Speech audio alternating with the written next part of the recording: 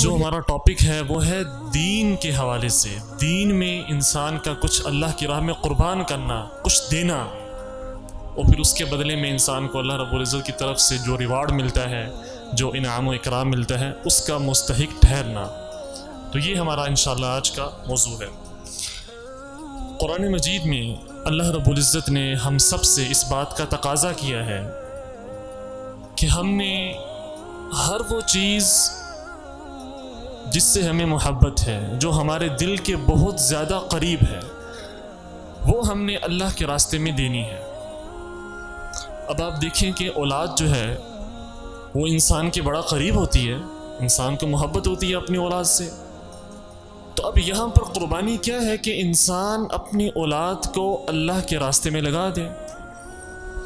تعلیم، انسان محنت کرتا ہے، کوشش کرتا ہے، علم حاصل کرتا ہے، وقت دیتا ہے اپنا۔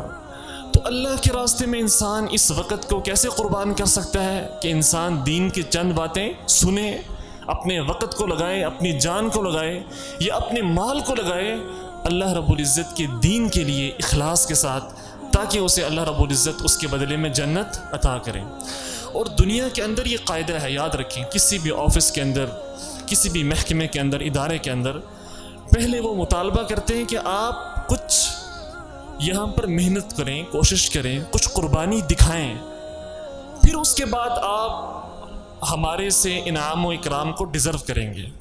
تو پہلے آپ نے کچھ کرنا ہے، ایک قدم آپ نے آگے بڑھانا ہے، پھر آپ ہمیں کافی فیاض پائیں گے، ہم آپ کی قدر کریں گے، لیکن سب سے پہلے آپ نے پہلا قدم اٹھانا ہے۔ اور یہی اللہ تعالیٰ نے ہم سے مطالبہ کیا ہے۔ اللہ پاک نے فرمایا نا کہ اے آدم کے بیٹے، اگر تو میرے پاس چل کے آئے گا، یعنی میرے راہ میں قربانی دے گا، اور تو چل کے میری طرف آئے گا، تو میں تیری طرف دوڑ کر آؤں گا۔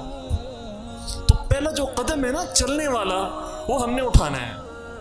اگر ہم یہ سوچیں کہ نہیں جی ہم نے پہلا قدم لینا ہی نہیں ہے، قربانی دینی نہیں ہے، محنت نہیں کرنی، کوشش نہیں کرنی، تو یاد رکھیں پھر جو اللہ نے انعام و اکرام کے وعدے کیے ہیں اور جو ہدایت کا وعدہ کیا ہے، پھر وہ بھی نہیں ملنی۔ والذین جاہدوا فینا لنہدینہم سبلنا، فرمایا جو ہمارے راستے میں کچھ قربان کرتے ہیں، کچھ محنت کرتے ہیں، اپنا وقت لگاتے ہیں، اپنا خون دیتے ہیں، لنہدینہم سبلنا، اللہ پاک سارے کے سارے راستے پھر ان کے لیے آسان کر دیتے ہیں۔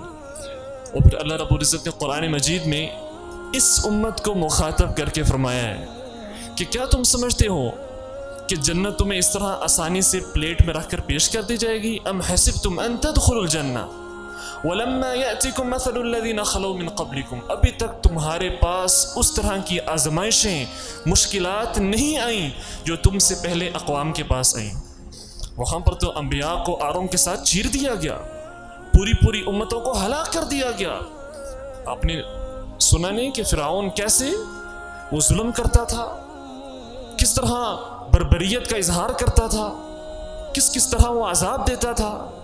تو اللہ پاک کہتے ہیں کہ پہلی قوموں نے تو اپنی جانیں تک اللہ کے راستے میں قربان کر دی، انبیاء کی مثالیں بھری پڑی ہیں، اور تم یہ سمجھتے ہو کہ اس طرح آرام سے انسان سو کے اور بس دن میں 2 دفعہ اللہ کر لی، تھوڑا بہت اللہ کے ساتھ بھی اپنا تعلق بنا لیا، اور باقی جو ہے وہ انسان دن کے جو ہے باقی 22 گھنٹے اللہ کو بھولا رہے، اپنی من مرضی کے مطابق وقت گزارے، جس میں اللہ کے لیے کچھ نہ ہو، اللہ کے لیے قربانی نہ ہو، صرف اپنی ذات کے لیے ہو۔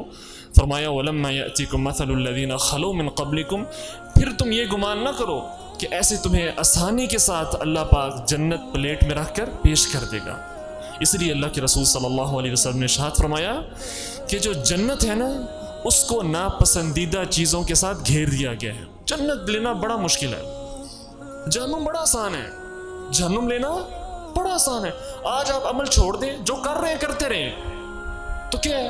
اس کا مطلب یہ ہے کہ آپ نے جنت کو چھوڑ دیا اور جہنم کے لیے اپنے آپ کو تیار کر لیا۔ تو جہنم تو آپ کہہ لیں ایسے ہے کہ اپنی خواہشات کے مطابق جو دل کہہ رہا ہے وہ کرنا شروع کر دیں بس، لیکن محنت کہاں کرنی ہے، قربانی کہاں لگنی ہے، جان کہاں مارنی ہے، طوفانوں کا مقابلہ کہاں پر کرنا ہے، بلاؤں کے سامنے کہاں پر کھڑا ہونا ہے، وہ جنت ہے۔ اس کے لیے اپنے آپ کو میدان میں اتارنا ہے۔ اس کے لیے پھر اللہ پاک دیکھتا ہے کہ انسان کے دل میں کیا ہے۔ اب سوال یہ پیدا ہوتا ہے قربانی آخر کیوں، آزمائشیں آخر کیوں؟ ابھی میں سے ایک بھائی سوال کر رہے تھے باہر کہ اتنی آزمائشیں مسلمانوں پر، اتنی مشکلات، اور پھر اللہ پاک اتنا رحم کرنے والے ہیں، اتنا رحم بھی کرنے والے ہیں مومنوں پر، مسلمانوں پر، تمام انسانوں پر، تو پھر اتنی آزمائشیں، مشکلات، بیماریاں، پریشانیاں، اس کے باوجود کہ ہم نے کم از کم کلمہ پڑھا ہے، اللہ پر ایمان رکھتے ہیں، تو یاد رکھیں جو آزمائشیں ہوتی ہیں نا، ان کا مقصد یہ ہے کہ ایسا بندہ جو اللہ کے ساتھ، اللہ کے دین کے ساتھ مخلص ہے، لویل ہے، اس کو واضح کیا جائے، پتہ لگے کہ یہ بندہ اللہ کے لیے مخلص ہے۔ جب پریشانی آتی ہے نا، کسی کو مشکلات آتی ہیں، جب آپ کا اچھا وقت ہوتا ہے نا، جب آپ کے پاس پیسہ ہے، پروٹوکول ہے، عہدہ ہے، منصب ہے، سارے آپ کے آس پاس گھومتے ہیں، ہر بندہ چاہتا ہے کہ آپ سے سلام کرے، آپ سے تعلقات بنائے، لیکن جس وقت انسان پر پریشانی آتی ہے، انسان پر مصیبتیں آتی ہیں، تو مصیبت میں کیا ہوتا ہے، وہ بندہ جو سچا دوست ہوتا ہے، جو کھرا ہوتا ہے، وہ آپ کے پاس پھر آئے گا اور آپ سے بولے گا کوئی مسئلہ نہیں، مصیبت ہے، پریشانی ہے، کوئی مسئلہ نہیں، میں آپ کے ساتھ کھڑا ہوں۔ تو پریشانیوں کے اندر، مصیبتوں کے اندر، قربانیوں کے اندر جو آپ کا مخلص ہے وہ ابھر کے سامنے آتا ہے کہ یہ بندہ سچا ہے، یہ میرے ساتھ کھڑا ہے، یہ شروع سے میرے ساتھ تھا اور آج بھی میرے ساتھ ہے، یہ منافق نہیں ہے۔ منافق مطلب کہ اگر میرے پاس عہدہ ہے تو میرے پاس بندے موجود ہیں، مال کی ریل پیل ہے تو میرے آس پاس بندے موجود ہیں، مال گیا، عہدہ گیا، ساتھ سے بندے بھی سارے غائب۔ اور آج کل اس طرح ہی ہوتا ہے نا، آج کل آپ کے بیج لگی ہوں تو آپ کے آس پاس پروٹوکول ہوتا ہے، بندے ہوتے ہیں، سلام کرنے والے آ رہے ہیں، ملنے والے آ رہے ہیں، ٹائم نہیں ہوتا۔ جیسے یہ بیج اترتے ہیں تو آپ بغیر پروٹوکول کے روڈوں پر پھر رہے ہوتے ہیں اور کوئی آپ کو پوچھنے والا نہیں ہوتا، کوئی آپ سے بات کرنے والا نہیں ہوتا۔ تو اللہ پاک نے کیا کہا ہے؟ اللہ پاک کہتے ہیں کہ جو میں آزمائشیں لے کے آتا ہوں نا، قربانیاں، کہ میرے راستے میں کچھ قربان کرو تاکہ پتہ چلے کون سا بندہ میرے دین کے معاملے میں سچا ہے۔ ایک وہ بندہ جو زبان سے دعویٰ کر رہا ہے، زبان سے ہر ایک دعویٰ کرتا ہے میں مسلمان ہوں جی، اور اس کے بعد ہمارے پاس ایک دلیل بھی ہے، شناختی کارڈ ہے، میں مسلمان ہوں جی، آپ کا دین کیا ہے؟ ہم کہتے ہیں جی دین ہمارا ایسا، ایک شناختی کارڈ دیکھے، پکا مسلمان، پکا مسلمان۔ اور مجھے امید ہے انشاءاللہ آئندہ جو نئے شناختی کارڈ آئیں گے 2030 کے بعد، اس میں ساتھ لکھا کریں گے پکا مسلمان یا کچا مسلمان، تاکہ بس ایک ڈگری رہ گئی ہمارے پاس شناختی کارڈ والی، اپنے آپ کو مسلمان ثابت کرنے کے لیے۔ تو یہ پیمانہ نہیں ہے، یہ نام کے شروع میں عبداللہ، عبد الرحمن، عبداللہ بن ابی، اس کا نام کیا تھا؟ عبداللہ، اور منافقین کا سردار تھا۔ تو یہ نام، یہ لقب، یہ مشہوریاں آپ کو کبھی بھی اسلام سے، دین سے مضبوط نہیں کرتی، قریب نہیں کرتی۔ آپ کا عمل، آپ کی قربانی، آپ کی جد و جہد، آپ نے اللہ کے لیے کیا کیا ہے، اللہ کے راستے میں کیا قربان کیا ہے، وہ بتلاتا ہے کہ آپ کتنے سچے مسلمان ہیں۔ اب دیکھیں کہ صحابہ کرام رضوان اللہ علیہم اجمعین، ہمارے سامنے ایک واضح، ایک روشن راستہ ہے، ان کی قربانیاں جو انہوں نے اللہ کے راستے میں دیں، اللہ کے دین کے لیے دیں، اور پھر اللہ نے ان کے نام کو قیامت تک کے لیے بلند کر دیا۔ ایک واقعہ ہے، یقین کریں میں نے جب بھی بیان کیا ہے، جب بھی پڑھا ہے، تو ہمیشہ میرا دل جو ہے وہ بالکل دہل جاتا ہے، نرم ہو جاتا ہے، اور آنکھوں میں آنسو آ جاتے ہیں کہ کیا قربانیاں صحابہ کرام نے دی دین کے لیے۔ ایک صحابی تھے سعد، حضرت سعد بن ابی وقاص رضی اللہ تعالیٰ عنہ، مشہور صحابی ہیں۔ ان کی اپنی والدہ کے ساتھ محبت بڑی مشہور تھی، اپنی والدہ کی بڑی خدمت کرنے والے تھے، اور ان کی والدہ بھی ان کے اوپر پیسہ بڑا خرچ کرتی تھی، بڑی محبت تھی آپس میں۔ کیا ہوا کہ جب ابھی دین نیا نیا پھیلنا شروع ہوا تھا، یہ مکی دور کی بات ہے، ہجرت سے قبل مکے کے اندر، تو انہوں نے تھوڑے ہی عرصے کے بعد 17 سال کے نوجوان تھے، آپ میں سے کتنے ہیں بھی 17 سال کے؟ کافی سارے آپ میں سے 17، 18، 15 سے 20 کے درمیان بیٹھے ہوئے ہیں۔ کیا ایج ہوتی ہے؟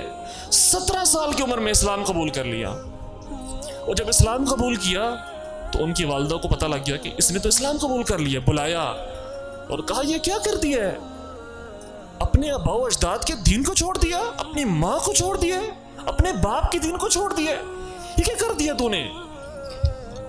انہوں نے کہا نا، اب میں نے جب دین قبول کیا نا تو میں نے اب یہ دین نہیں چھوڑنا۔ انہوں نے کہا اچھا 17 سال کا نوجوان ہو کے ابھی تو میرا بچہ ہے، میں تیری ماں ہوں، تیری کیا مجال ہے تو میری مخالفت کرے؟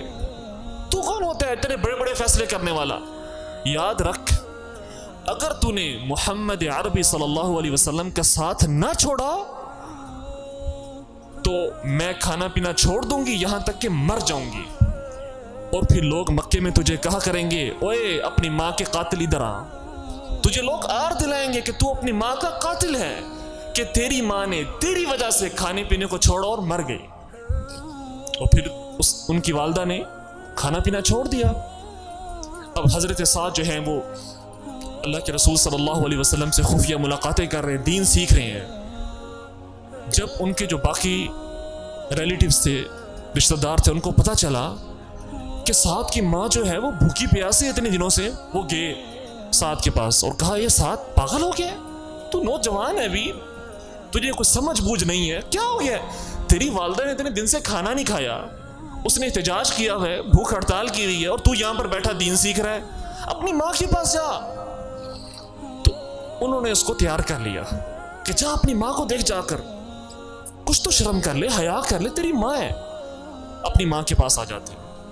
جب ان کی ماں نے دیکھا کہ ہاں آخر میرا بیٹا ہے نا، میرا خون ہے، میرے پاس آ گیا ہے، تو اس کا مطلب ہے کہ اب وہ ہار مان چکا ہے۔ تو کہا بتلا، مجھے بتلا ابھی فیصلہ کیا ہے تیرا، محمد کا ساتھ چھوڑنا ہے یا پھر میں اسی طرح کھانے پینے کو چھوڑے رکھوں یہاں تک کہ مر جاؤں؟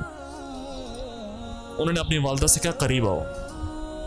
والدہ قریب ہوئیں، بڑی خوش ہوئیں کہ شکر ہے کہ آج سعد راضی ہو کے آ گیا ہے، آج وہ محمد عربی کا ساتھ چھوڑنے کے لیے تیار ہو چکے۔ جب کان قریب کیا نا تو ایک ایسا جملہ ارشاد فرمایا جو قیامت تک کے لیے ہم سب نوجوانوں کے لیے ایک نمونہ ہے، مثال ہے۔ کہا اے میری ماں، تیری صرف ایک جان ہے۔ تیری کتنی جانیں ہیں؟ ایک زندگی ہے نا، تیری ایک جان ہے۔ اگر تیری ایک نہیں تیری 100 جانیں ہوتی، اور 100 جانیں میرے سامنے اسی طرح نکلتی، ایک ایک کر کے میرے سامنے تیری 100 جانیں نکلتی، اور تیری شرط یہ ہوتی کہ محمد عربی صلی اللہ علیہ وسلم کو چھوڑنا ہے، تو یاد رکھ میں کبھی بھی تیری 100 جانوں کے لیے محمد عربی کی ایک بات کو بھی نہ چھوڑتا۔ دین چھوڑنے کی کون سی بات ہے؟ میں تو اس کو دل دے چکا ہوں، اپنا وجود ان کے حوالے کر چکا ہوں، ان کو مان چکا ہوں، ایمان قبول کیا ہے، ان کا صحابی بن چکا ہوں۔ تجھے کیا پتا صحابی کون ہوتا ہے؟ صحابی اپنا تن من دھن قربان کرنے والا ہوتا ہے۔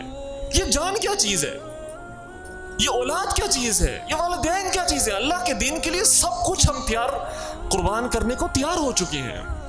فَكُلِي أَوْ لَا تَأْكُلِي، کہا اگر شرط یہ ہے کہ اللہ کے رسول صلی اللہ علیہ وسلم کے ساتھ کو چھوڑنا ہے تو میرا فیصلہ تجھے یہ ہے، یہ کھانا پڑا ہے، تو نے کھانا ہے تو کھا لے، نہیں کھانا تو نہ کھا۔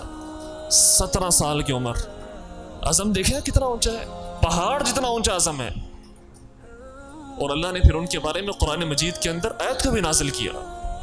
وہ ایسے نہیں صحابی بنے، ایسے نہیں اللہ کے رسول صلی اللہ علیہ وسلم کے سپاہی بنے، انہوں نے قربانیاں دی ہیں، دین کے لیے اپنا مال لگایا، اپنی جان لگائی، اپنا سب کچھ قربان کر دیا، اپنے آپ کو، اپنے سارے کے سارے وجود کو اللہ کے حوالے کر دیا۔ تو اس وقت تک ہم کبھی بھی اللہ کے مقرب بندے نہیں بن سکتے۔ یاد رکھیں، اگر آپ اور میں یہ سمجھ رہے ہیں نا کہ ہم روٹین کے اندر عمل کر رہے ہیں، ایک جس طرح ہمارے ہاں ایک چیز مشہور ہو چکی ہے، نارمل مسلم، سارا کچھ چل رہا ہے، دین کی بات ہوئی تو دین کو سن لیا، ٹھیک ہے جی، کوئی پارٹی ہو رہی ہے اس میں چلے گئے، اچھا اسکول کے اندر یا کالج کے اندر یونیورسٹی میں کوئی فنکشن ہو رہا ہے وہاں پر جا کر بھی تھوڑا ہلا گلا کر لیا۔ ہم کہہ رہے ہیں یار سارا کچھ ساتھ ساتھ لے کے چل پڑتے ہیں۔ تو اس کا مطلب کیا ہے؟ اس کا مطلب یہ ہے کہ پھر ہم دین بھی اپنی مرضی کا ماننا چاہ رہے ہیں، ہم چاہ رہے ہیں کہ بس دین بھی ہو، ساتھ اس طرح کے معاملات بھی ہوں، دنیا بھی اس طرح کی چلے۔ دیکھیں دنیا سے اللہ کے رسول صلی اللہ علیہ وسلم نے منع نہیں کیا، لیکن اللہ کی نافرمانی سے منع کیا ہے، اللہ کی نافرمانی سے منع کیا ہے۔ تو لہٰذا قربانی کیا ہے کہ جب انسان اللہ کے دین پر چل پڑے اس وقت وہ عزم کر لے، تہیہ کر لے، اب سارے کے سارے میرے مخالف کھڑے ہوں تب بھی میں نے اللہ کے دین کو نہیں چھوڑنا۔ یہ کیا دین ہوا کہ آپ یونیورسٹی کے اندر جائیں، کالج کے اندر جائیں، آپ کو 2 لڑکے بات کر دیں، تھوڑی سی آپ کو آنکھیں دکھا دے کہ یار تو نے یہ کیا کر لی ہے, داڑھی رکھ لی ہے. او مولوی صاحب بات سن, اس طرح ہی کہتے ہیں نا لڑکے, بالکل ابھی داڑھی بیچاروں کی نکلتی ہے, اتنی دن داڑھی ہوتی ہے. او مولوی صاحب, او مولوی صاحب, کہتا ہے ایسی کی تیسی, پہلے تو میں یہ ختم کروں نا مولوی صاحب والا چکر. وہ واپس آتے ہیں اور اس طرح کہتا ہاں جی اب ختم ہو گیا, خوش ہو گئے, ہاں اب مولوی صاحب نے. اگر اتنے میں ہم نے گھبرا جانا ہے, اتنے میں پریشان ہو جانا ہے, تو اس کا مطلب یہ ہے کہ ہم پھر قربانی دینے کے لیے تیار. قربانی یہی ہے کہ سارے آپ کے مخالف کھڑے ہوں, آپ اکیلے میدان میں ہوں, اور آپ اکیلے سب کا مقابلہ کرنے والے ہوں, سب کو برداشت کرنے والے ہوں. اللہ کے رسول صلی اللہ علیہ وسلم شروع میں اکیلے تھے نا. عبداللہ بن طارق المحاربی وہ کہتے ہیں کہ میں نے اللہ کے رسول صلی اللہ علیہ وسلم کو بازار میں 2 مرتبہ دیکھا, اکیلے تنہا بازار کے اندر دعوت دے رہے ہیں کہ لوگوں لا الہ الا اللہ پڑھ لو کامیاب ہو جاؤ گے, اور سارے کے سارے نوجوان بدماش لڑکے پتھر مار رہے ہیں اللہ کے رسول صلی اللہ علیہ وسلم کو. سوچیں, لہو لوہان ہے, خون بہ رہا ہے, اکیلے ہیں میدان میں, اکیلے کھڑے ہیں اور دعوت دے رہے ہیں لوگوں سن لو میری بات, لوگوں مان لو کامیاب ہو جاؤ گے. اور اتنے ظلم کو برداشت کیا, طائف کی پہاڑیوں میں اتنے ظلم کو برداشت کیا, اور ہم 4 باتیں سننے کے بعد 5ویں بات سننے کو تیار نہ ہو, اور آ کے محمد عربی کے دین کو پھینک دے کہ یہ بڑا دین. ہم نے نہیں ماننا, ہم نے وہ دین ماننا ہے جو کہ ماڈرن سا ہو بالکل, جہاں پر پتہ بھی نہ چلے کہ جی دیندار ہے کہ نہیں ہے. آپ کو آج اپنے سٹانس کو, اپنے موقف کو بڑا واضح کرنا ہے. یہ آج آپ نے فیصلہ کرنا ہے, یہ دین کا بڑا سچا کھرا سچا فیصلہ ہے. یہ دین ہمارا سے درمیان میں نہیں ہے. یہ اگر آج تک ہم درمیان میں کھڑے ہیں نا, آدھی باتیں ہم مغرب کی مانتے ہیں, آدھی باتیں ہم تھوڑی سی مسلمانوں کی مان لیتے ہیں, آدھی اپنے من کی مان لیتے ہیں, آج تک ہم یہی کر رہے ہیں نا. قربانی کہاں پہ دے رہے ہیں اللہ کے لیے؟ وہاں سے ایک آرڈر آتے ہیں, ہم سارے کے سارے جھک جاتے ہیں, لمبے لیٹ جاتے ہیں زمین پہ کہ ہائے ہمارا کیا بنے گا. تو اس کا مطلب یہ ہے کہ آج تک جو ہم پر آزمائشیں آ رہی ہیں, مشکلات آ رہی ہیں, اسی وجہ سے آ رہی ہیں. آج اگر مسلمان کھڑے ہو جائیں, آج اپنے موقف کو مضبوط کر لیں کہ جو مرضی ہو جائے سارے ہمارے خلاف ہو, ہم نے اکیلے میدان میں کھڑے ہونا ہے, تو انشاءاللہ اللہ پاک ان ساری کی ساری آزمائشوں کو ختم کر دیں گے. ایک صحابی ہیں حضرت صہیب الرومی رضی اللہ تعالی عنہ, جب انہوں نے ارادہ کیا کہ وہ مکے سے مدینہ ہجرت کریں, جب ہجرت کرنے کے لیے نکلتے ہیں تو راستے میں ان کے جو رشتہ دار تھے, ان کے دوست احباب تھے, وہ سارے کے سارے آ جاتے ہیں. انہوں نے کہا کہاں جا رہے ہو؟ انہوں نے کہا میں تو اللہ کے رسول صلی اللہ علیہ وسلم کے شہر جا رہا ہوں, مدینے جا رہا ہوں. کیسے جا رہے ہو مدینہ؟ پیدا تم مکے میں ہوئے ہو, تجارت تم نے مکے میں کی ہے, مال سارا مکے میں کمایا ہے, شادی تم نے کہاں پر کی ہے؟ مکے میں کی ہے, اولاد تمہاری مکے میں, بیوی تمہاری مکے کے اندر, سب کچھ تمہیں ہم نے دیا ہے, اور اب تم چھوڑ کے جا رہے ہو, ہمیں دھوکہ دے رہے ہو, یہ ممکن نہیں ہے. تو انہوں نے فوراً جو ہے نا اپنے تیر نکال لی, انہوں نے کہا دیکھو میں یہ فیصلہ کر چکا ہوں, یا آر یا پار, اگر تم لڑو گے تو میں ایک سے لڑنے کے لیے تیار ہوں یہاں پر, لیکن اگر تم میرے ساتھ ڈیل کر لو. اچھا ڈیل کیا کرنی ہے؟ انہوں نے کہا کہ میرا مکے میں فلاں جگہ پر خزانہ ہے جو دفن ہے زمین کے اندر, میرا فلاں مال ہے, اگر تم چاہو تو وہ سارے کا سارا میرا مال لے لو, لیکن میرے راستے کو چھوڑ دو. انہوں نے ان کا سارے کا سارا مال لے لیا, سارے کا سارا خزانہ, جمع پونجی جو بھی ان کا تھا سب کچھ ان سے لے لیا, تنہا صرف بدن پر کپڑے ہیں, اور اللہ کے رسول صلی اللہ علیہ وسلم کے مدینے کی طرف ہجرت شروع کر دی. اب وہ راستے میں ہیں, مدینہ نہیں پہنچے ابھی تک, اور اللہ کے رسول صلی اللہ علیہ وسلم پر وحی نازل ہو جاتی ہے کہ کچھ لوگ ایسے ہیں جو اللہ کی جنتوں کو خرید لیتے ہیں, جو اللہ کی جنتوں کا سودا کر لیتے ہیں. اب جب وہ مدینہ پہنچے نا تو اللہ کے رسول صلی اللہ علیہ وسلم مسجد میں موجود ہیں صحابہ کے ساتھ, اور جیسے ہی اللہ کے رسول نے ان کو دیکھا نا کہ سامنے سے میرا صحابی آ رہا ہے, کچھ بھی نہیں ہے پاس. دیکھیں جب آپ ہجرت کرتے ہیں, ایک شہر چھوڑیں, آپ پاس اونٹ ہوتے ہیں, سواریاں ہوتی ہیں, پورا سامان ہوتا ہے, اپنا ضروری سامان, کچھ بھی نہیں ہے, پیدل اکیلے اللہ کے رسول صلی اللہ علیہ وسلم کے سامنے آتے ہیں نا, تو اللہ کے رسول نے کیا فرمایا ربح البیع, کہ اے مصعب بڑے کمال کا سودا کر کے آئے ہو, اتنی تم نے سود مند اور نفع بخش ٹرانزیکشن کی ہے, بزنس کیا ہے, کہ اپنا مال تو اللہ کے راستے میں قربان کر دیا, مگر اس کے بدلے جنت خرید کے لے کر آ گئے تم. یہ تھی وہ قربانی جس کے بعد ان کے حوالے سے ان کے بارے میں اللہ نے قرآن مجید میں آیات کو نازل کر دیا۔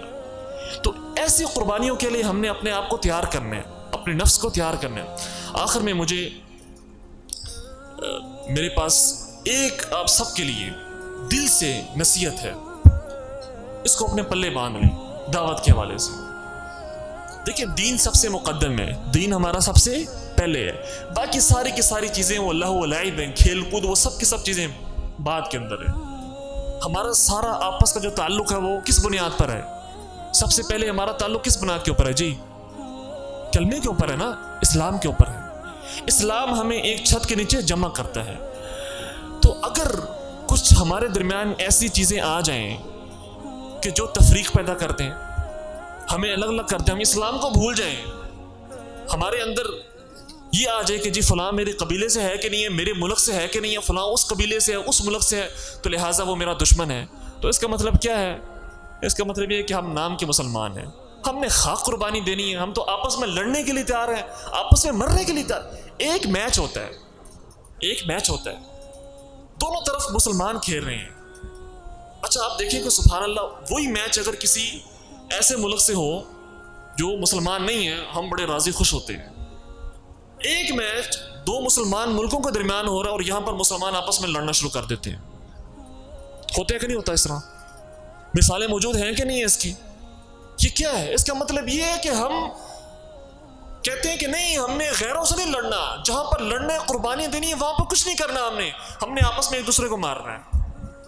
تو اس کا مطلب یہ کہ ہم مینٹلی طور پر کسی بھی قربانی دینے کے لیے تیار ہی نہیں بیٹھے۔ ہماری قربانی یہی ہے کہ ہم نے ایک دوسرے کو مارنا ہے۔ تو یاد رکھیں اس کا مطلب یہ کہ ہمارا اسلام اور ایمان مضبوط نہیں ہے۔ ریسنٹلی ہم نے اس کی مثالیں دیکھی ہیں۔ آخری میری جو آپ کو نصیحت ہے وہ یہ ہے، اپنے آپ کو آپ نے کس طرح بنانا ہے، اس بات کو اپنے پلے باندھ لیں۔ کم از کم اسلام آپ کے شر سے محفوظ ہونا چاہیے۔ یہ بات سمجھ آئیے آپ کو؟ اسلام آپ کے شر سے محفوظ ہونا چاہیے۔ جہاں پر اسلام خلاف باتیں ہو رہی ہوں، ایک مجلس لگی ہے، سارے دوست بیٹھے ہیں، یہ نہیں کہ آپ بھی ساتھ مل جائیں، ہاں جی یار وہ تو ہے بس اس طرح، یہ اسلام کے بارے میں بات، اور اسلام ہے اور داڑھی ایسے ہی ہے۔ یعنی آپ اسلام کو اپنے شر سے سب سے پہلے محفوظ بنائیں۔ آپ سے کوئی ایسی بات صادر نہ ہو، ایسی بات نہ نکلے جو اسلام مخالف ہو۔ اور دوسری اہم بات کہ آپ دین کے داعی ہوں، مصلح ہوں، اصلاح کرنے والے ہوں۔ اللہ پاک ہم سب کو عمل کرنے کی توفیق عطا فرمائے۔